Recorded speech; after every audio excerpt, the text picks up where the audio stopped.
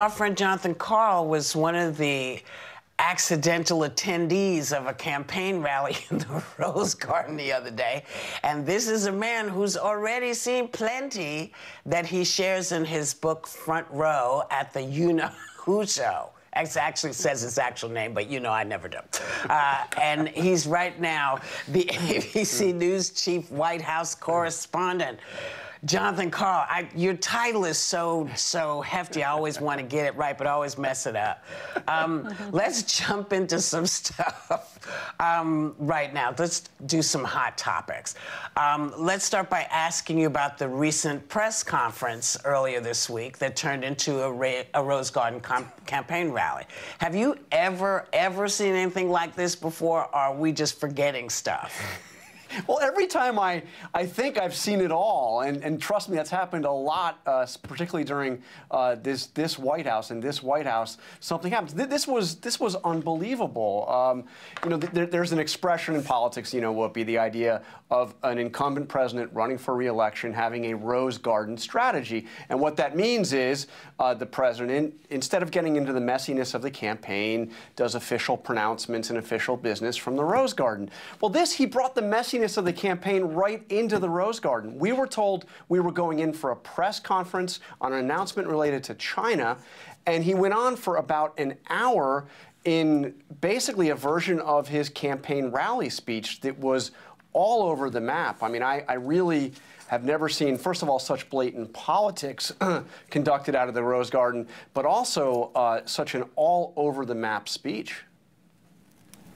Well, John, President Trump can't seem to get out of his own way, and I think Republicans are feeling it and getting a little nervous. When he's supposed to be talking about China, which is what we were told he was talking about in the Rose Garden, he used the time to attack Joe Biden. Why do you think he doesn't have a cohesive message, and how frustrated are his aides by this? It's really interesting to me because he has a lot of arrows he could be using, and they just seem to not be using them for whatever reason. It's really baffling. I mean, he always goes from the gut. I mean, this is a big theme of my book. He had an expression. He did an interview with Barbara Walters back in the 80s when he first flirted with running for president. He was just like 41 years old, and you know, Barbara was trying to get him to explain his strategy and his goals and what he wanted to accomplish. And he said, "No, it's like the prize fighters. When you go into the ring, you go with the punches. There's never much that is strategic with how he goes. He believes he can go by his gut. Yes, it frustrates his aides. They are certainly no longer surprised and are used to it. The people that are really frustrated, as you mentioned, are Republicans in Congress who are worried that things are getting so bad that he is so undisciplined on this that Republicans will suffer severe losses in the House, further losses in the House, and will lose control of the Senate. I mean, you now have the Senate races that look newly competitive, not just in places like Maine and Colorado, but places like Georgia and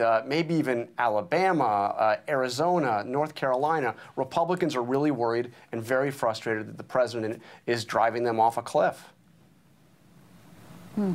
Well, John, during his Rose Garden speech, President Trump attacked Vice President Biden by saying that Biden wants to abolish the suburbs, and he also wanted to get rid of windows.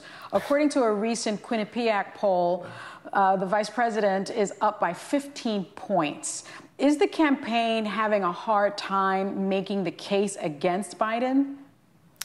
They sure are, and that's not just an isolated poll. I mean, we've seen over the last couple of weeks polls that have showed him, you know, that poll down 15, another poll down 14, another poll down 12. Nobody really shows him down any less than 10 points. It does not look good. Those are national polls. It doesn't look good in the key states, and I think that they're having a very hard time. The president is having a hard time trying to come up with an attack on Biden that will stick. In the Rose Garden, he started saying, "Where's Hunter?" Remember that phrase that he was using a while back? "Where's Hunter?" And the campaign started, you know, tweeting out messages related to that. Most Americans watch that and they say, "Who's Hunter? What does that mean?" It doesn't really hit anything. It was very revealing when he had his rally in Tulsa.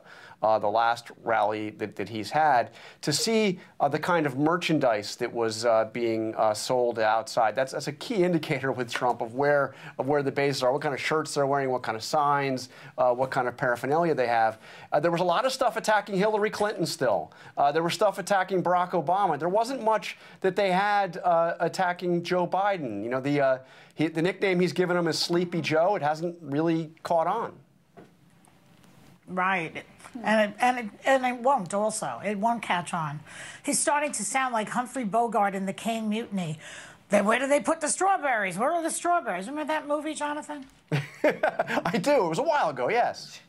So let's talk about the coronavirus, because cases are surging across the country, and we are still hearing we are hearing silence from Trump. He doesn't want to deal with it, except for his insistence that he's doing a fantastic job and it will be over very quickly.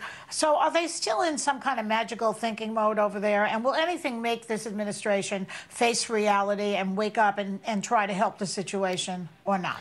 Well, it's extraordinary to watch his schedule as an indicator, the kind of events that he is doing. So just in the last few days, we've seen him do events on sanctions against Venezuela, on gang violence, on infrastructure. He's got something today on regulations. He seems to be doing events on just about everything except for coronavirus. And when he mentions the pandemic, as he does sometimes at these events, because they're never really about one topic, it's almost always to talk about what a wonderful job the administration has done, to talk about how you've heard him say over and over again that we've done such a great job in testing. That's why we have cases, is because we're testing people. So I don't sense a strategy coming out of the White House. The coronavirus task force headed by the vice president is still meeting regularly. They do have those conference calls with governors, but you don't get a sense that there is a national strategy here besides